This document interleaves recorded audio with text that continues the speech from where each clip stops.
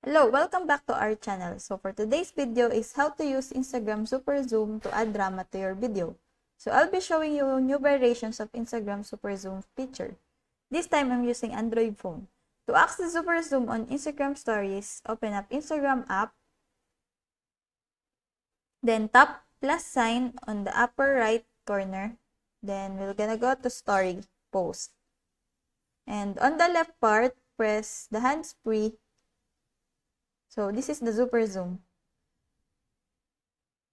On the right of the shuttle button, you'll see several icons appear. And this is the new way to select the variation.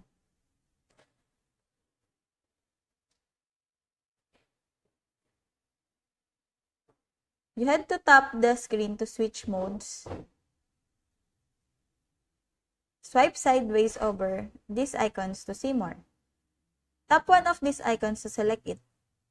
Then, when you select a Super Zoom mode, its name will appear on your screen. So, just like this, chromatic delay.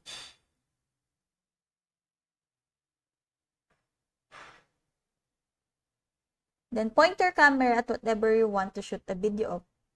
Then, tap your screen wherever you want to zoom in. It will just zoom in towards the middle. Now, tap and hold the shutter button at the bottom.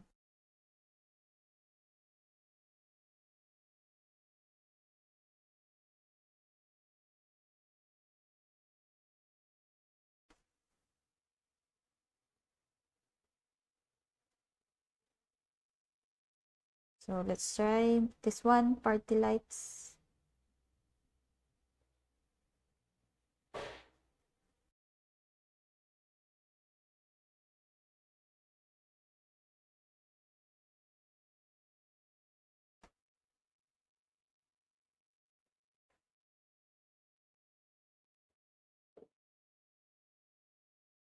And last example, this one.